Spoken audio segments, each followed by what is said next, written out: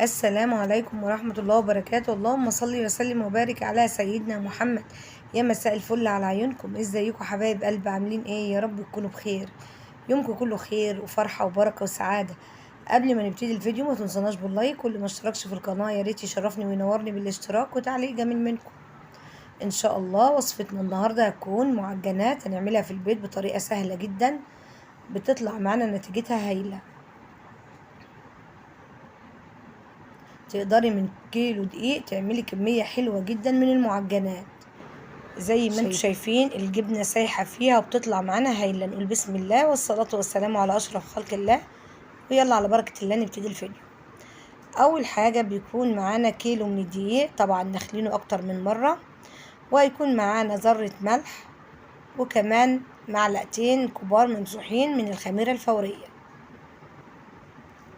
وبيبقى معانا كمان حوالي مج من الزيت على سمنة، وبيبقى معانا لو عندنا لبن رايب او لبن قاطع او زبادي على لبن او ميه. لو مش متوفر عندك اي حاجه من الحاجه دي يبقى ايه، تشتغلي بميه على طول.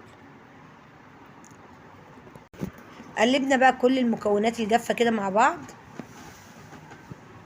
في الوقت ده يا جماعه نكون محضرين كوبايه من الزيت على سمنه.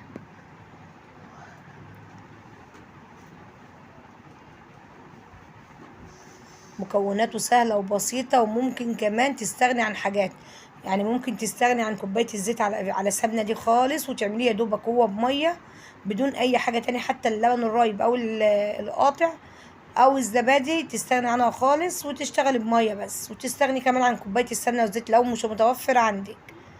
يعني هو هيمشي في جميع الأحوال، بيطلع معانا طعمه تحفة.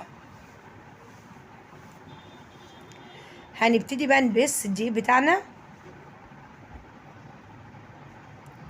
مجرد ما يختلط كده بنقلب بقى بايدنا كده، ونبتدي نبس لحد ما نلاقي كل المكونات اندمجت مع كوبايه السمنه على زيت.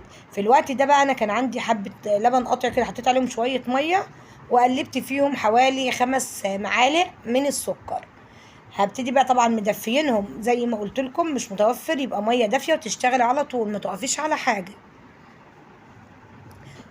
ملمسها يا جماعه بيبقى حلو جدا. في الوقت ده برضو انا كان عندي قطعه زبده كده بدرجه حراره الغرفه، حبيت الم بيها العجينه كده. تمام، بنلمها بقى ونسيبها خالص لحد ما تخمر. بعد ما خمرت معانا كان عندي قطعه من الجبنه الرومي، ضربتها في كبه الخلاط بقت مبشوره زي ما انتم شايفين. تقدري تشتغلي بجبنه براميلي او اسطنبولي او تسيبيها ساده برضو زي ما تحبي. بعد ما خمرت معانا يا جماعه ملمسها تحفه، بنبتدي نجيب قطعه كده من العجينه ونحط فيها شويه من الجبنه الرومي.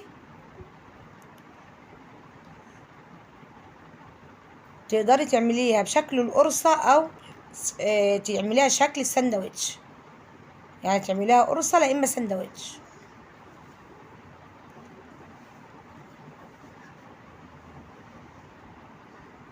هي ما بتاخدش وقت خالص، وخصوصا ان احنا في الصيف فبتختمر معانا بمنتهى السهوله. ما بتقعدش بتاع تلت ساعه.